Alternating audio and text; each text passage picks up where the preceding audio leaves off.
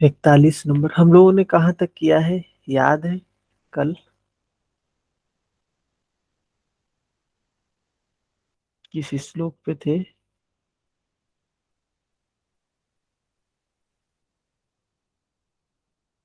8 तक शायद हुआ है।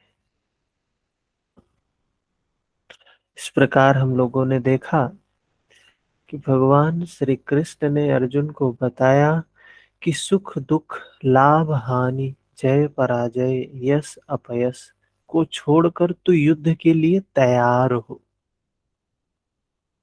युद्ध के लिए उसको तैयार होने के लिए कहा, और इन द्वंद्वात्मक बातों को छोड़ने की बात कही भगवान ने। ये द्वंद्व जो होता है ना, अच्छा बुरा, सुख दुख, लाभ हानि, जय पराजय, जब मन में ये भाव है तो हार ही हार है, कोई जीत नहीं है। लाभ में भी हार और हानि में भी हार, सुख में भी हार और दुख में भी हार, जय में भी हार, पराजय में भी हार। यदि इनके साथ युद्ध हो रहा है, सुख सोच रहे हैं, लाभ सोच रहे हैं, जय सोच रहे हैं, तो अगर जीत भी जाते तो हार ही है, वो जीत नहीं है। लेकिन अगर इन द्वंद्वात्मक बातों को छोड़कर हम युद्ध में उतर रहे हैं, तो हार हो या लाभ हो या हानि हो, कोई मतलब नहीं है। कह रहे हैं उस अवस्था में युद्ध करने से, उसमें विकारों को नष्ट करने से कोई पाप नहीं लगेगा। मतलब पाप ये मन की अवस्था होती है। हमारे हमारे मन ने जैसा निर्मित कर दिया वही पाप है, वही पुण्य है। मन ने बना दिया ऐसा है, ये है, तो पाप हो गया वो। सुख में सर्वस्व, दुख में भी देवत्व। मतलब जो भी स्थिति होगी, ये मार्ग ऐसा है, ये धर्म का मार्ग ऐसा है, इसमें चलने वाला प्राप्त ही करता है, खोता कुछ भी नहीं है, खोने को यहाँ कुछ है ही नहीं। लाभ में भी महिम की स्थिति, सर्वस्व की स्थिति, हानि में भी देवत्व की स्थिति, जय में महामहिम स्थिति, पराजय में भी दैवी संपत्ति का अधिकार है। इस प्रकार अपने लाभी हानि को भली प्रकार स्वयं समझकर तू युद्ध के लिए तैयार हो। लड़ने में ही दोनों वस्तुएं हैं, लड़ोगे तो पाप और आवागमन को प्राप्त नहीं होगे। अतः तू युद्ध के लिए तैयार हो।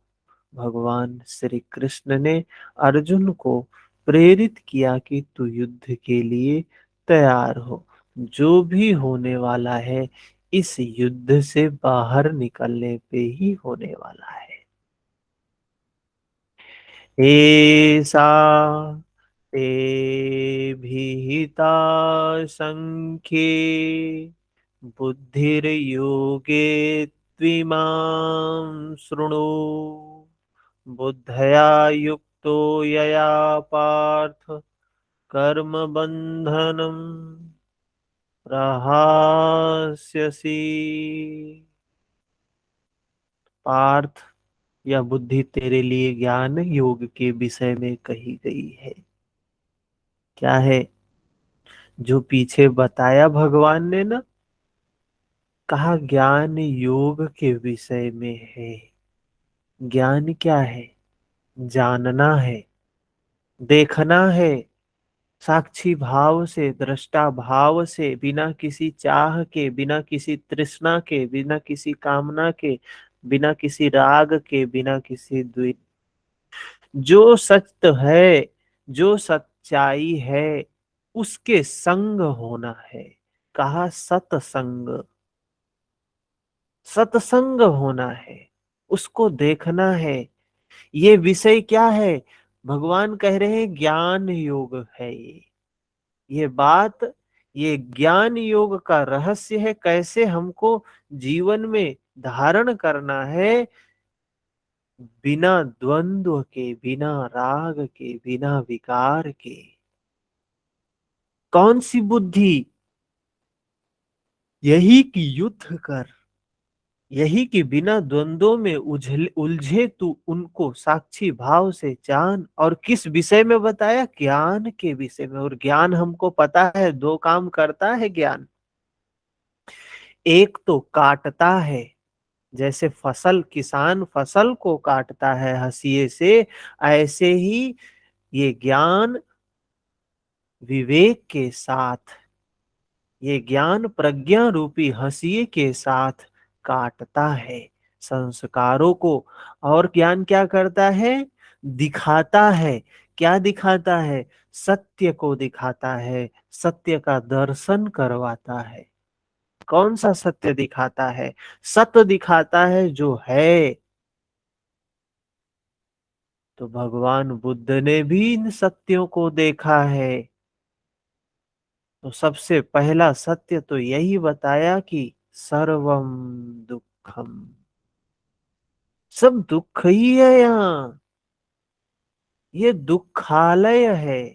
हमारे हमारे जो हिंदू धर्म के धर्म ग्रंथ हैं, हिंदू संप्रदाय के धर्म ग्रंथ हैं, उनमें भी इस जगत को दुखालय कहा गया है। दुखालय समझते हैं आप? हम पुस्तकालय जाते हैं, भोजनालय जाते हैं, चिकित्सालय जाते हैं। तो पुस्तकालय में तमाम हजारों प्रकार की पुस्तकें हैं, लाखों प्रकार की पुस्तकें हैं।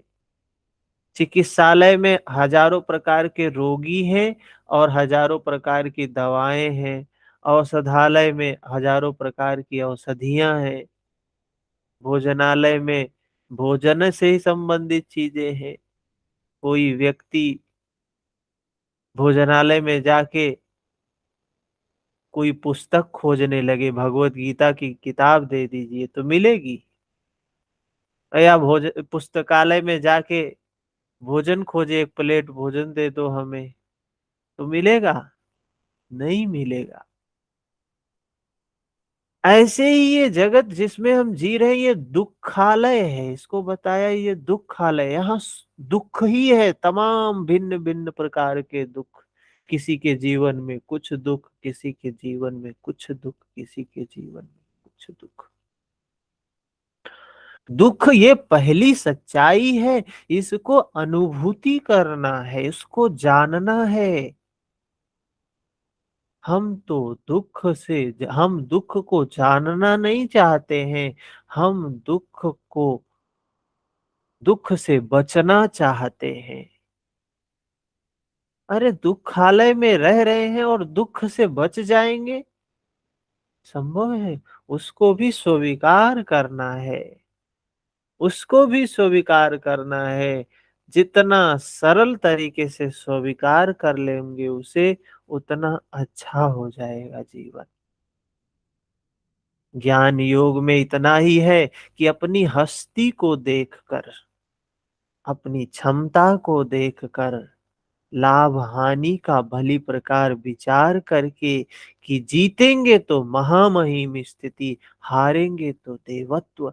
जय में सर्वस्व, पराजय में देवत्व, दोनों तरह लाभ ही लाभ है। युद्ध नहीं करेंगे तो सभी हमें बुरा कहेंगे, भय से उपराम हुआ मानेंगे, अपकीर्ति होगी। इस प्रकार अपने अस्तित्व को सामने रखकर स्वयं विचार कर युद्ध में अग्रसर होना ज्ञान योग है।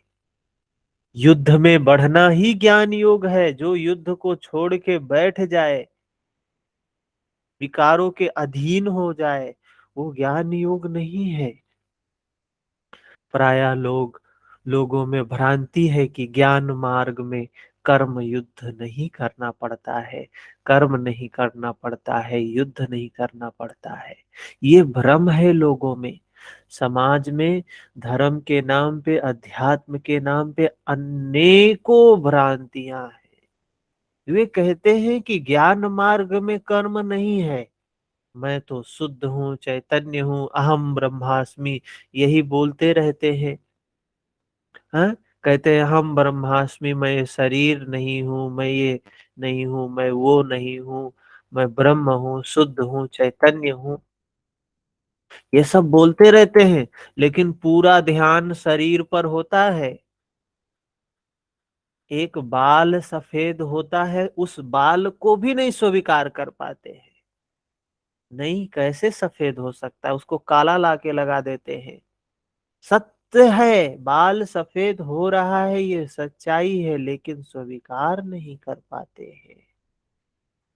ऐसा मानकर हाथ पर हाथ रखकर बैठ जाते हैं। योगेश्वर श्री कृष्ण के अनुसार यह ज्ञान योग नहीं है। वे लोग बातें तो बहुत फिलॉसफी की करते हैं, गीता की करते हैं, वेद की करते हैं, उपनिषद की करते हैं, विद्वता की करते हैं, लेकिन एक काले बाल को स्वीकार नहीं कर पाते हैं। चेहरे पे एक झुर्री को स्वीकार नहीं कर पाते हैं। जो है वो सच्चाई है, हमने तो लाया नहीं है, खुद ही आई है। और ये शरीर तो मैं नहीं हूँ, ये शरीर तो मेरा नहीं है, मैं तो शुद्ध हूँ, चैतन्य हूँ, आत्मा हूँ, सच्चिदानंद हूँ। फिर क्यों दुखी हो रहे हो? सिर्फ बातें भर करते हैं। भगवान कह रहे हैं वो ज्ञान योग नहीं है, वो अपने आप को समझते हैं हम ज्ञान योगी हैं।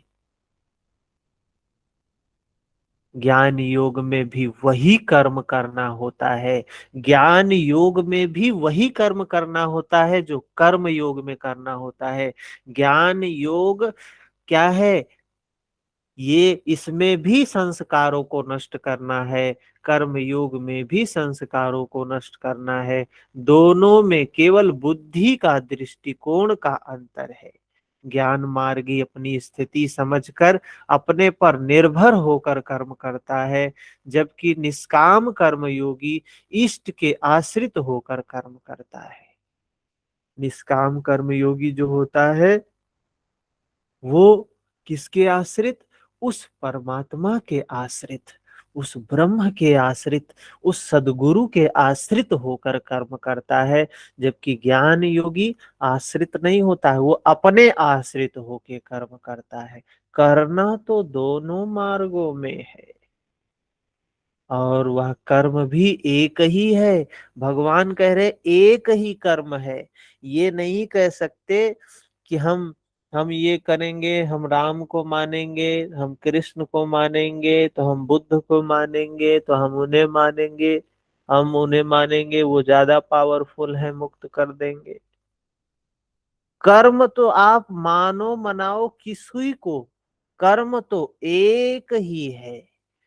वही बात महर्षि पतंजलि भी कहते हैं, ध्यान जमनाजयम। ध्यान ही है वो कर्म, उसके अलावा कोई कर्म है ही नहीं। मनुष्य शरीर प्राप्त हुआ है तो सिर्फ और सिर्फ विकारों को नष्ट करने के लिए प्राप्त हुआ है। और वो विकार, वो बंधन कैसे नष्ट होगा? ध्यान से नष्ट होगा।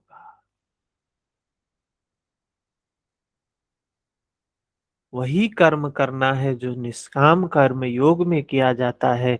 दोनों में केवल बुद्धि का, दृष्टिकोण का अंतर है।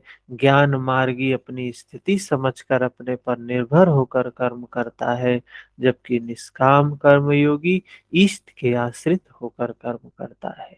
करना तो दोनों मार्गों में है, और वह कर्म भी एक ही है जिसे दोनों मार्गों में किया जाना है।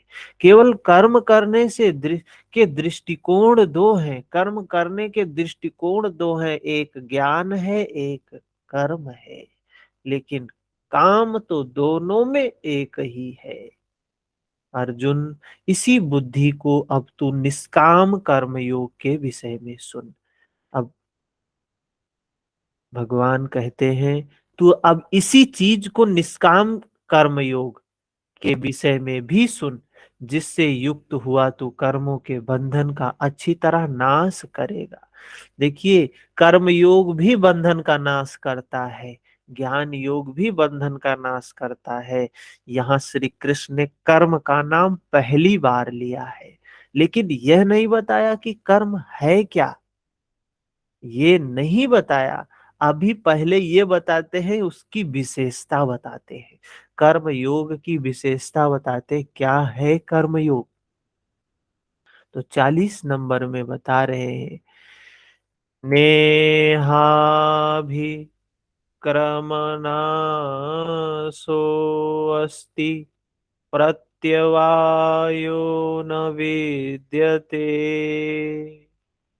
स्वल्पम् अप्ययस्य धर्मस्य त्रायते महतो भयात्। इस निष्काम कर्म योग के आरंभ में, इस निष्काम कर्म योग में आरंभ का बीज का नाश नहीं होता है। कह रहे हैं अनासक्त होके, तृष्णा रहित होके जब एक कदम भी चलोगे ना, उसका नाश नहीं होगा। मतलब ध्यान में करना क्या है, तो वही तो करते हैं। महर्षि पतंजलि भी कहते हैं, दृष्टानुश्रविक, दृष्टानुसविक विषय वितृष्णस्य। तृष्णा रहित होना है। न राग की तृष्णा होनी चाहिए, न द्वेष की तृष्णा होनी चाहिए, न सुख को चाहने की तृष्णा होनी चाहिए, न दुख को भगाने की तृष्णा होनी चाहिए। जो है जैसा है वैसे ही जान रहे हैं, सत्य के साथ है, सत्संग कर रहे हैं। तो ये क्या है, कह रहे हैं इसमें बीज का नाश नहीं, एक कदम भी चलोगे तो एक कदम का लाभ मिलेगा। कोई व्यक्ति कहता है, अरे ध्यान करने से, हमने एक हमारे थे जानने वाले, तो हमारे नजदीक जितने भी हैं हम तो सबको बोलते हैं भाई ध्यान करो, वही एक काम है। तो करते थे वो, फिर जब बोझ, आंधी आई, तूफान आया, तो छोड़ दिए। बोलते हैं मन लगता नहीं है, भजन सुनने में मन लगता है, संगीत सुन लेते हैं तो मन शांत हो जाता है, और उसको करते रहते उससे तो कुछ होता नहीं है। जबकि ये जो आंधी आई है ना, उसके करने की वजह से ही आई है। जब हम कुछ सही काम शुरू करेंगे, सही दिशा में सही कदम रखेंगे, तो विकारों का उठना तो स्वाभाविक ही है। और जैसे ही विकार उठे, हमने तुरंत ही जिस सही काम को कर रहे थे तुरंत ही उसको छोड़ दिया। वो तो चाहते ही है, विकार कोई निकलना चाहते हैं क्या? दुष्ट व्यक्ति घर नहीं छोड़ना चाहता है, कितना युद्ध करता है, संघर्ष करता है, घर नहीं खाली करना चाहता है। और वो तो इस शरीर के मालिक बने बैठे हैं। इसलिए व्यक्ति क्या होता है, काम छोड़ देता है। और एक कदम वो चला। रेखा जी कुछ पूछना है?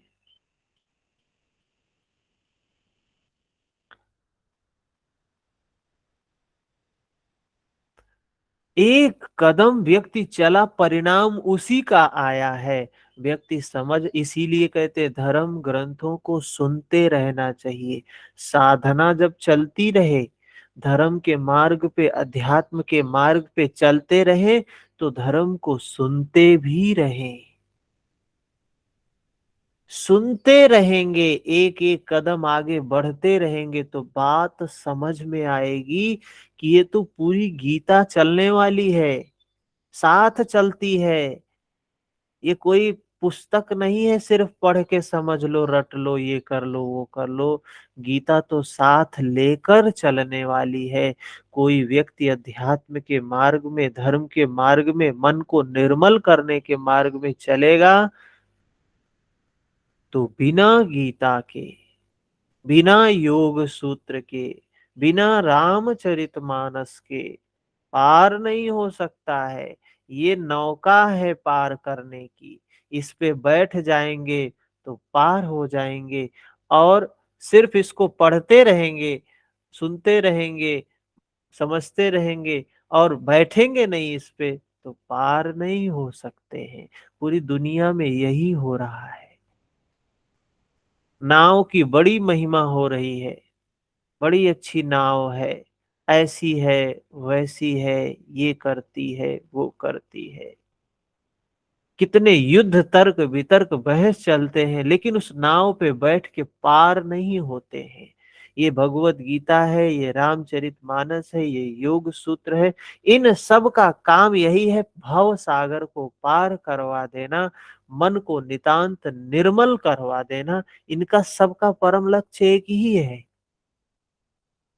लेकिन किसी का मन तो निर्मल हुआ नहीं, लेकिन ज्ञानी है पूर्ण रूप से। हम्म। तो भगवान कह रहे हैं इसमें बीज का नाश नहीं। एक कदम भी चलोगे तो एक कदम लाभ, 10 कदम चलोगे 10 कदम लाभ, जितना चलोगे उतना लाभ। इसलिए इस निष्काम कर्म का, इस कर्म से संपादित धर्म का थोड़ा भी साधन जन्म मृत्यु महान भय से उद्धार कर देता है। थोड़ा सा भी काम एक बंधन खोल देता है। हजारों रस्सियां लगी हुई हैं, हजारों रस्सियां लगी हुई हैं। एक रस्सी तो खुलेगी। 1 घंटे काम किए, 1 दिन काम किए, 1 महीने काम किए, एक रस्सी खोल लिए। ऐसे काम करते जाएंगे, एक एक रस्सी खुलती जाएगी। 1000 रस्सियों से बंधे हुए हैं, तो एक लवर रस्सी उतर गई तो क्या हमें पता चलेगा कि एक उतर गया है? थोड़ा सा तो पता चलेगा ही कि हाँ, कुछ निकला, कुछ बोझ कम हुआ।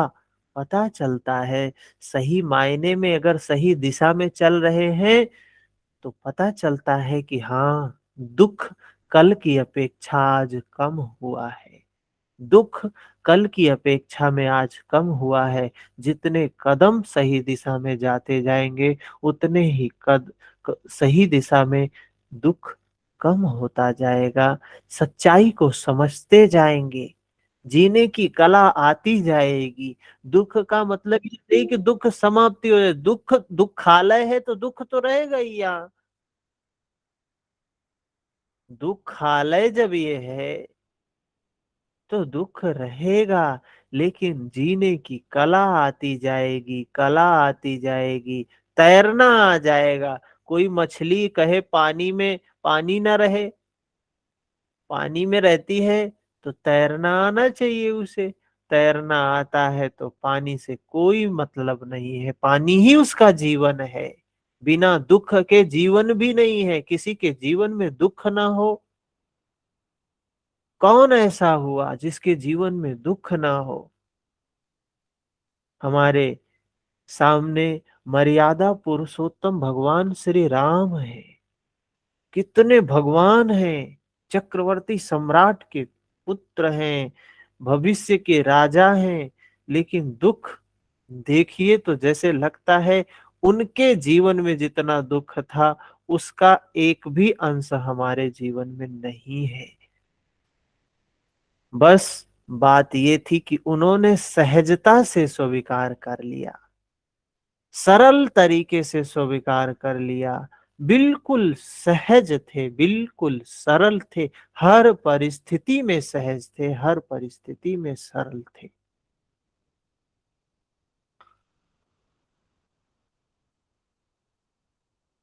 भगवान कह रहे हैं जो सदगृहस्थ आश्रम में भी रहकर चला जा सकता है। जरूरी नहीं है कि सन्यास लें तभी मन को निर्मल रख पाएंगे। रामचरितमानस में लिखा है, पुर नर नारी सुभग सुचि संता। सतयुग क्या है? जिस समय में हमारे चित्त में विकार नहीं है, हमारे लिए सतयुग है वो। त्रेता युग है हमारे लिए वो। रामचरितमानस में बाबा लिखते हैं कि जनकपुर के लोगों के चित्त निर्मल थे, संत थे, सभी लोग संत थे। और संत, संत से सत्संग होना, सत के संग, संतों का संग होना, सत का, सतपुरुषों का संग होना कितनी बड़ी भाग्य है। बिना उनकी कृपा से, भगवान की कृपा से सतपुरुषों का दर्शन नहीं होता है और उनका संग होना। भगवान राम जाते हैं तो बाबा लिख रहे हैं, पुर पुर नर नारी सुभग सुचि संता। जनकपुर के सारे नर नारी सुचि चित्त वाले हैं, निर्मल चित्त वाले। तो सतयुग था, त्रेता था वो। बीज भर डाल दें तो अर्जुन बीज का नाश नहीं होता है। प्रकृति में कोई क्षमता नहीं, ऐसा कोई अस्त्र नहीं कि उस सत्य को मिटा दे। प्रकृति केवल आवरण डाल सकती है, कुछ देर कर सकती है, किंतु साधन के आरंभ को मिटा नहीं सकती है।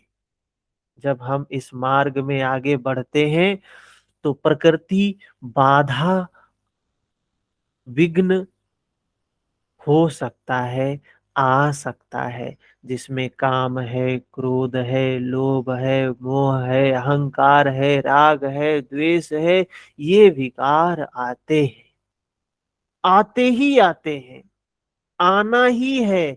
और ये आए तभी अच्छा भी है। आ रहे हैं मतलब भला होने के लिए आ रहा है, कल्याण होने वाला है, इसीलिए आ रहा है। निकल रहे हैं ना, तो निकलेंगे तो आएंगे नहीं, निकलेंगे तो व्याकुल नहीं बनाएंगे। जिसके अंदर वासना, सबके अंदर है, ऐसा कोई व्यक्ति नहीं है जिसके अंदर वासना ना हो, राग ना हो, द्वेष ना हो, मोह ना हो। सब भरा हुआ है। जैसे ही इस मार्ग पे कदम रखते हैं, विकराल रूप में हमारे सामने आता है। अधीर हो जाता है साधक, समझ नहीं पाता है। लेकिन धर्म साथ में होता है, नाव साथ में होती है, तो धीरे धीरे पार हो जाते हैं। आगे भगवान श्री कृष्ण ने बताया, सभी पापियों से भी बड़ा पापी ही क्यों ना हो, ज्ञान रूपी नौका से निस्संदेह पार हो जाएगा। भगवान बता रहे हैं, कितना बड़ा पापी ही क्यों ना हो, कितना ही पाप क्यों ना किया हो, कितने ही बंधन, कितने ही संस्कार, कितनी ही वृत्ति क्यों न पाल रखी हो, लेकिन अगर ज्ञान है उसे, सजग है वो, तो ज्ञान रूपी नौका से निसंदेह पार हो जाएगा। ठीक उसी बात को यहाँ कहते हैं कि अर्जुन, निष्काम कर्म योग का बीजारोपण भर कर दे, तो उस बीज का कभी नाश नहीं होता है। विपरीत फल रूपी दोष भी इसमें नहीं होता है कि आपको स्वर्ग, रिद्धियों सिद्धियों तक पहुंचाकर छोड़ दे।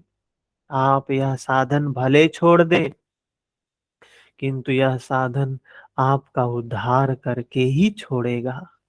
इस निष्काम कर्म योग का थोड़ा सा भी साधन जन्म मृत्यु के महान भय से उद्धार कर देता है।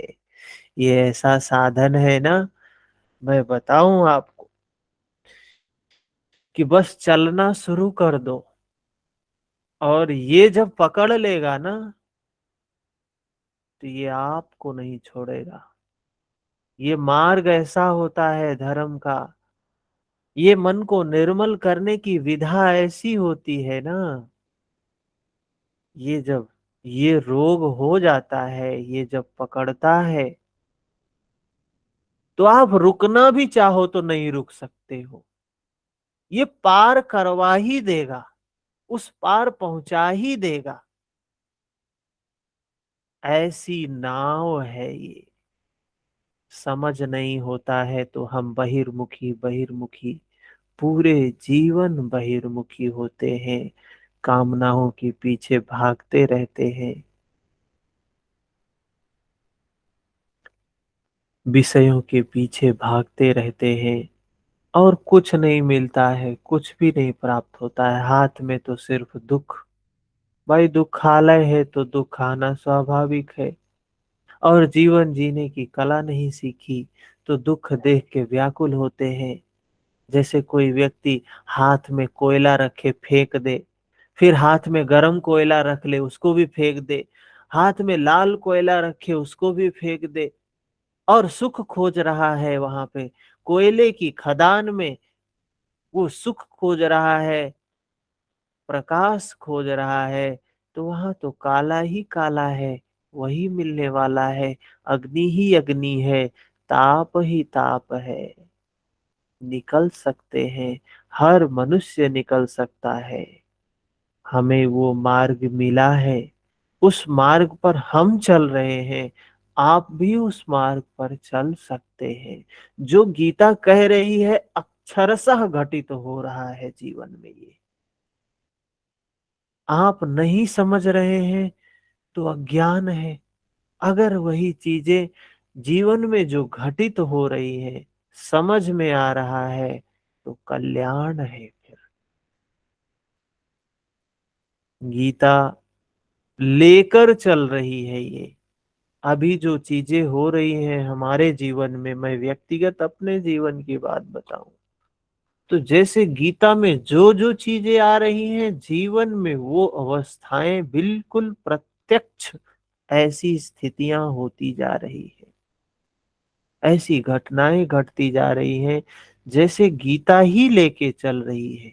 जीवन में गीता चल रही है लेके साथ में। शायद ये गीता रूपी जो नाव को खेने वाला होता है ना, यही है ये गीता।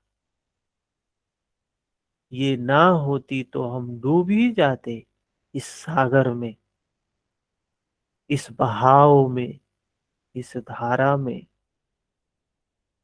बहुत महत्वपूर्ण है जीवन में ऐसी स्थिति आना। अभी ये नहीं लग रहा है कि हम लेके चल रहे हैं, हम कहीं जा रहे हैं। अभी तो यही है बस, चल रहा है, और वो स्वयं लेके चल रहा है। हम कुछ कर ही नहीं रहे हैं, कुछ कर ही नहीं सकते हैं। रोकना चाह रहे हैं लेकिन रुक नहीं सकते हैं। कोई नियंत्रण नहीं है, सिर्फ चल रहे हैं, इतना ही है। विपरीत फल रूपी दोष भी इसमें नहीं होता है कि आपको स्वर्ग रिद्धियों सिद्धियों तक पहुंचाकर छोड़ दे। आप यह साधन भले छोड़ दें किंतु यह आपको नहीं छोड़ने वाला है। इस निष्काम कर्म योग का थोड़ा भी साधन जन्म मृत्यु के महान भय से उद्धार कर देता है। कर्म का यह बीजारोपण अनेक जन्मों के पश्चात वहीं खड़ा कर देगा जहां परम धाम है, परम गति है। इसी क्रम में आगे कहते हैं, अध्यात्म के मार्ग में जब भी आगे बढ़े, गीता को, योग सूत्र को और रामचरितमानस को साथ में रखें। साथ में रखे मतलब इनको रोज सुनते रहें, इनको रोज सुनाते रहें, इनको रोज समझते रहें। तो धीरे धीरे धीरे धीरे अनुभूति के स्तर पर, धर्म ग्रंथों के आधार पर आगे बढ़ते चले जाएंगे। कल्याण हो जाएगा। बिना इनके जीवन में संभव नहीं है कोई व्यक्ति चला जाए उस अवस्था तक जहां ये ले जाना चाह रही है। व्यवसायात्मिका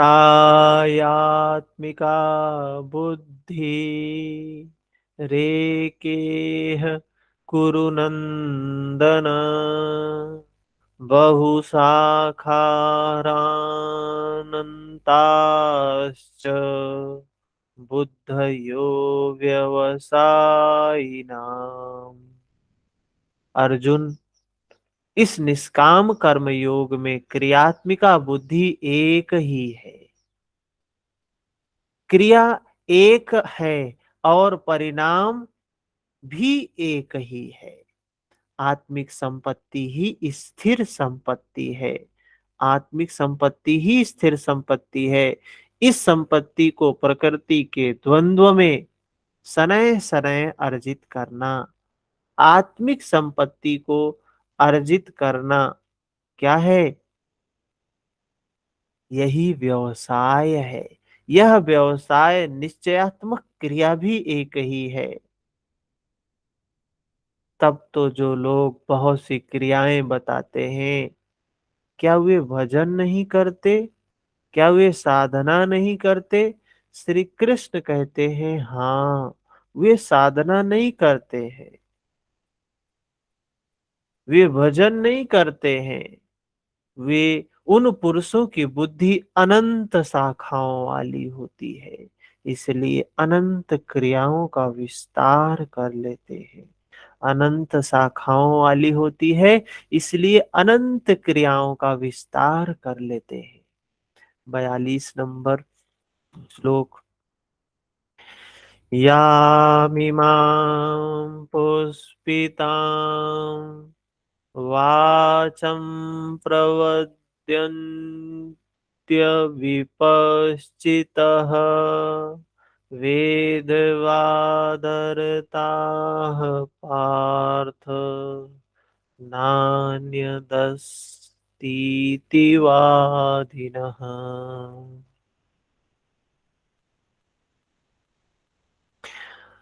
कामात्मानः स्वर्गपरा जन्म कर्म फल प्रदां क्रिया विशेष बहुलां भोगैश्वर्य गतिं प्रति।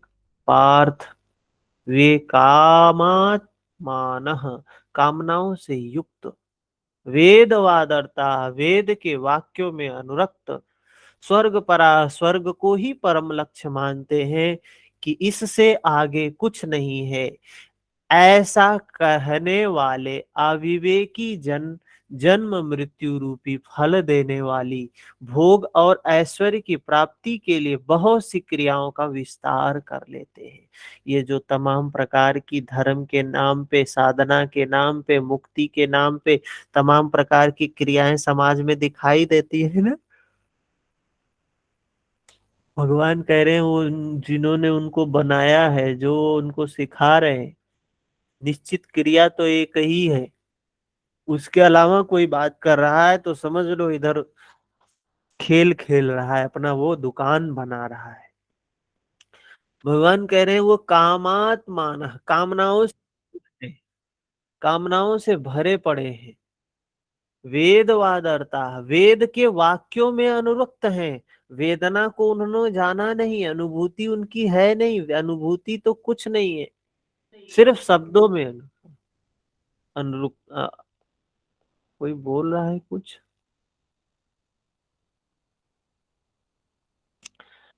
स्वर्ग पराह, स्वर्ग को ही परम लक्ष्य मानते हैं। स्वर्ग पराह, स्वर्ग को ही उनका मेन लक्ष्य क्या है? स्वर्ग प्राप्त होगा। जब कोई व्यक्ति मरता है तो यही कहते हैं स्वर्गवास हो गया। क्या जीवन का लक्ष्य स्वर्ग प्राप्त करना है? भगवान ने कहा नहीं, स्वर्ग प्राप्त करना नहीं है। अरे स्वर्ग में जाएंगे तो वहां जब भोगेंगे। आज हमारे पास खूब पैसा है, खूब पैसा है, तो हम जाएं 5 स्टार होटल में रहें, अच्छे से भोग करें, लेकिन पैसा खत्म हो जाएगा तो फिर तो वापस आना पड़ेगा वहां से, इसी जहां रहते हैं इसी घर में आना पड़ेगा। तो हम उस जगह क्यों जाएं जहां से वापस आना है, जहां चार्ज चुकाना है। भगवान ने कहा, अर्जुन ने कहा हमें नहीं चाहिए ये। भगवान ने कहा तुझे ये नहीं मिलेगा, अमृत मिलेगा, जहां मृत्यु नहीं है, जहां शाश्वत शांति परम सुख, वो अवस्था प्राप्त हो जाएगी, जहां से वापस नहीं आना होगा, जहां प्रमोशन डिमोशन नहीं होता है, जहां की स्थिति एक रहती है, सदा रहती है, नित्य रहती है। तो जो लोग स्वर्ग को लक्ष्य मानते हैं उन्होंने ढेर सारे कर्म कांड बना दिए। ये करो, जन्म हुआ तो कर्म कांड, मरने के बाद भी कर्म कांड, जीवन भर कर्म कांड, ये करो वो करो, पुण्य होगा, ऐसा होगा वैसा, अभी मर गया तो दूसरे से करवाना शुरू हो गया, ऐसा करो, मुक्त हो जाएंगे, ये हो जाएगा, वो हो जाएगा। कुछ भी ऐसा नहीं होता है, ये सिर्फ मन के बहलावे हैं हमारे। भगवान कृष्ण भी वही बात कह रहे हैं। नहीं समझ में आता है, नहीं समझते हैं।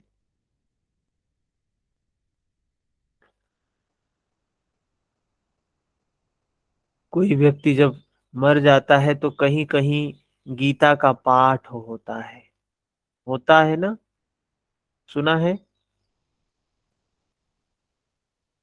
गीता का या किसी और कोई पुराण का,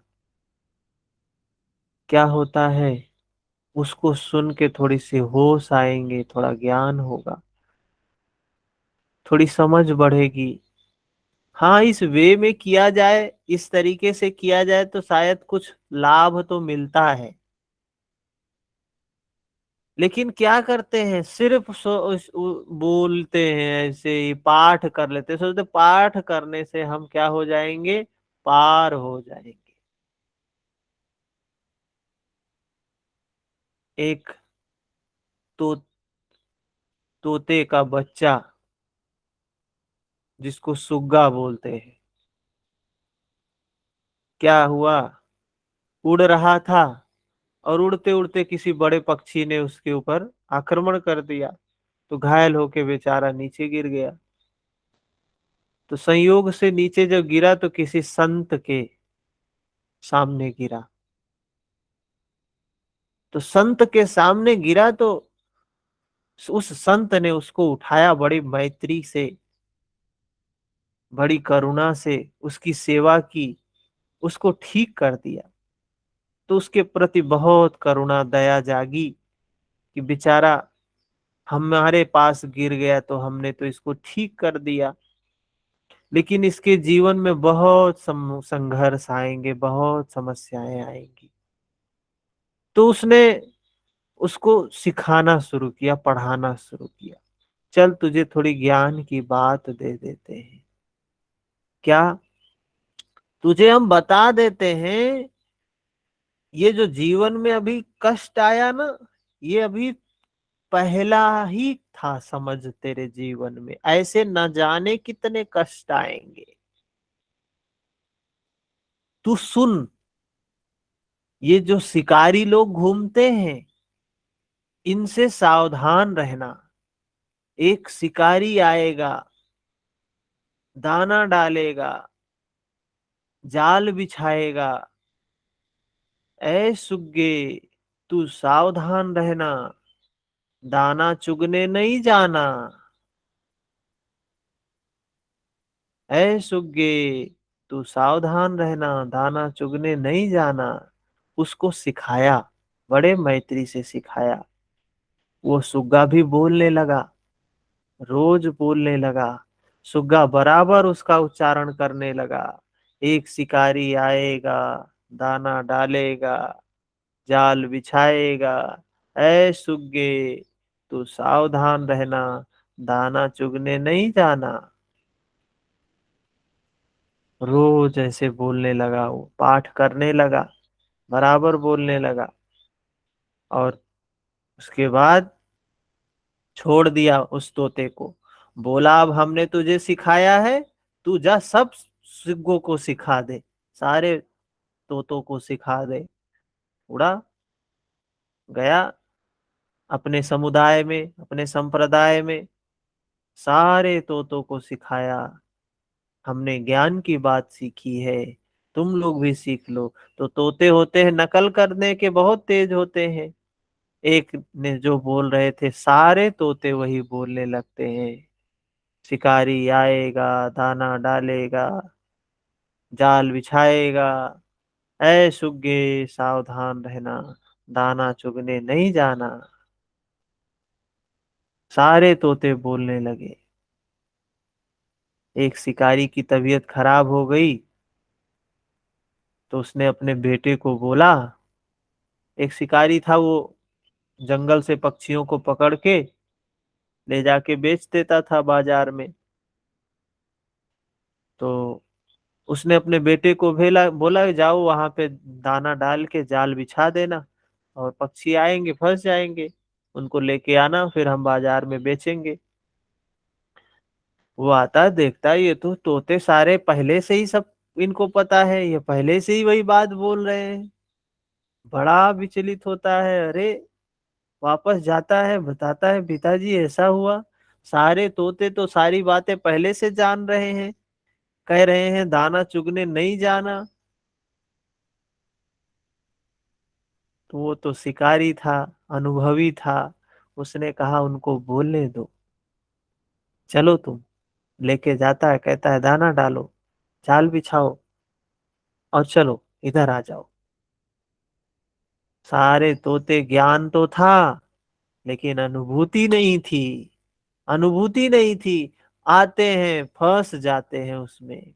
जाल बिछाया दाना चुगने के लिए, उनको नहीं पता है दाना शब्द क्या है, जाल शब्द क्या है, शिकारी शब्द क्या है। उनका स्वभाव तो है ही जहाँ खाने को मिलेगा वहां जाएंगे। दाना आया, जाल वाल कुछ नहीं, सब फंस गए। और खाने बैठ रहे हैं वहां भी बोल रहे हैं, एक शिकारी आएगा, दाना डालेगा, जाल बिछाएगा, है सुग्गे सावधान रहना। जाल बिछ गया, जाल में फंस गए, जाल में बटोर के सबको लेके जा रहा है, रास्ते में भी चिल्लाते जा रहे हैं, एक शिकारी आएगा, दाना डालेगा, जाल बिछाएगा, ऐ सुग्गे सावधान रहना, दाना चुगने नहीं जाना। तो यही हालत मनुष्यों की हुई है। धर्म के नाम पे, संप्रदाय के नाम पे, जाति के नाम पे हम खूब ज्ञानी बने फिर रहे हैं, लेकिन वैसे ही फंसे हुए हैं, शब्दों में सिर्फ उलझे हुए। शब्द सो समझ लिया लेकिन अनुभूति नहीं आई, तो कोरा ही ज्ञान है। ऐसे ही तमाम लोगों ने तमाम प्रकार की साधना विधियां बना ली हैं, पूजा पद्धतियां बना ली हैं, तमाम कर्म कांड बना लिए हैं। यहाँ जाओ, वहां जाओ, ये करो, उस मंदिर में जाओ, उस गुरु के पास जाओ, उसके पास जाओ, सब यही चल रहा है।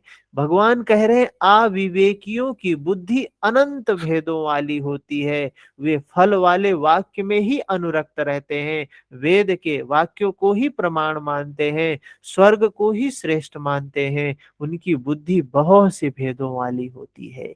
इसलिए अनंत क्रियाओं की रचना कर लेते हैं। वे नाम तो परम तत्व परमात्मा का ही लेते हैं, किंतु उसकी ओट में अनंत क्रियाओं का विस्तार कर लेते हैं। तो क्या अनंत क्रियाएं कर्म नहीं है? भगवान ने कहा नहीं, वे क्रियाएं कर्म नहीं है। तो वो एक निश्चित क्रिया क्या है? श्री कृष्ण ने अभी तक यह नहीं बताया वो निश्चित क्रिया क्या है। अभी तो केवल इतना ही बताया कि ये अविवेकियों की जो अनंत शाखाओं वाली बुद्धि होती है, इसलिए वे अनंत क्रियाओं का विस्तार कर लेते हैं। केवल विस्तार ही नहीं करते, अपितु अलंकारिक शैली में उसे व्यक्त भी करते हैं। उसका प्रभाव क्या होता है? उसका प्रभाव क्या होता है? भोगैश्वर्य प्रसाक्तानां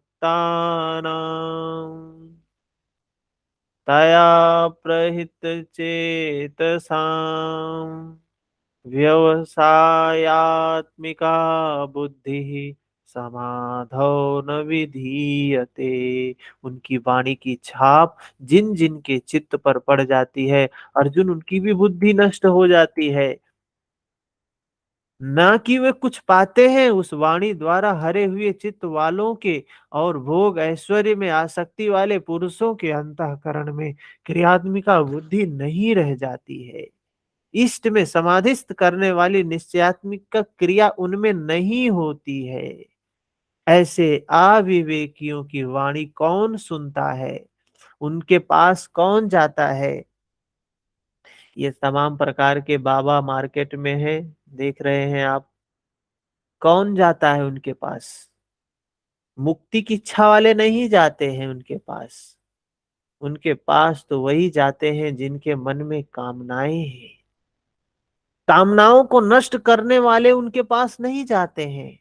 वो उनके पास देखिए भीड़ की भीड़ लगी हुई है। नए नए बाबा आते रहते हैं मार्केट में, नए नए चैलेंज करते रहते हैं, नई नई बातें बोलते रहते हैं। और उनके पास अचानक ही बस साल, 6 महीने, 2 साल में ही अचानक ही लाखों लाखों की भीड़ आने लगती है। कहाँ से आने लगती है? क्यों आने लगती है? तो भगवान कह रहे हैं वही लोग उनके पास जाते हैं जो भोग और ऐश्वर्य में आसक्ति वाले हैं। वही लोग उनके पास जाते हैं जिनको भोग चाहिए, ऐश्वर्य चाहिए। कोई अधिकारी उनके पास नहीं जाता है। अध्यात्म मार्ग का कोई पथिक उनके पास नहीं जाता है कि हमको मुक्ति का मार्ग बता दो, हमको भी उस अवस्था पर पहुंचा दो। ऐसा कोई व्यक्ति नहीं जाता है। ऐसे पुरुषों में सम और आदि तत्व में प्रवेश दिलाने वाली निश्चयात्मक क्रिया से संयुक्त बुद्धि नहीं होती है। प्रश्न उठता है कि वेद वादरता, जो वेद के वचनों में अनुरक्त हैं, क्या वे भी भूल करते हैं? जो वेद को ही प्रमाण मानते हैं, वेद को ही आधार मानते हैं, वे भी बुद्ध वो भी भूल करते हैं। इस पर भगवान श्री कृष्ण ने कहा, त्रैगुण्य विषया वेदा निस्त्रैगुण्यो भवार्जुन निर्द्वंदो नित्य सत्वस्थो निर्योगक्षेम अवात्मावान। अर्जुन, त्रैगुण्य विषया वेदा, वेद 3 गुणों तक ही प्रकाश करते हैं, इसके आगे का हाल वे नहीं जानते हैं। इसलिए निस्त्रैगुण्यो भवार्जुना, अर्जुन, तू 3 गुणों से ऊपर उठ। वेदों के कार्य क्षेत्र से आगे बढ़। कैसे बढ़ जाए? इस पर भगवान श्री कृष्ण ने कहा, निर्द्वंद्व। ये जो द्वंद्व है हमारे जीवन में, सुख दुख, यश अपयश, लाभ हानि, जय पराजय, इस द्वंद्व से बाहर निकल। नित्य सत्य वस्तु में सत का संग कर, जो है जैसा है। योग क्षेम को न चाहता हुआ आत्म परायण हो। इस प्रकार ऊपर उठ। कैसे ऊपर उठना है? सत का संग करना है। जो है जैसा है उसके साथ वैसे ही आत्मपरायण, स्व में प्रतिष्ठित होना है। हमें दृष्टा भाव से, साक्षी भाव से चीजों को देखना है। बिना तृष्णा के चीजों को देखना है, बिना राग के, बिना द्वेष के चीजों को देखना है। इस प्रकार ऊपर उठने की बात भगवान श्री कृष्ण कह रहे हैं। अब प्रश्न उठता है कि हम ही ऊपर उठे कि कोई और ऊपर उठा है? हाँ, हम ही ऊपर उठ कह रहे हैं ऊपर उठने के लिए, इससे पहले किसी ने और उस अवस्था को प्राप्त किया है? तो भगवान श्री कृष्ण बताते हैं कि आगे जो भी उठता है ब्रह्म को जानता है। जो भी ब्रह्म को जानता है वही विप्र है, वही ब्राह्मण है। और जो पूर्ण रूप से ब्रह्म में विलीन हो जाता है वही गुणहीन ब्राह्मण है। पूजहि विप्र सकल गुणहीना। बाबा कहते ऐसे ब्राह्मण जो सकल गुणों से हीन हो गए, गुणातीत हो गए, पूजनीय है वो, उनकी पूजा करनी चाहिए। किसी का कोई प्रश्न हो तो बताएं। 45 नंबर श्लोक तक हुआ है, अभी आगे 46, 47, 48, 48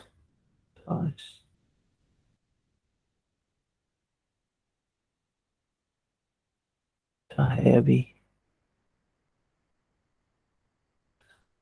45 नंबर श्लोक तक हम लोगों ने किया है, अभी 70 श्लोक है, लगभग 70, 72। ठीक है, तो कल और परसों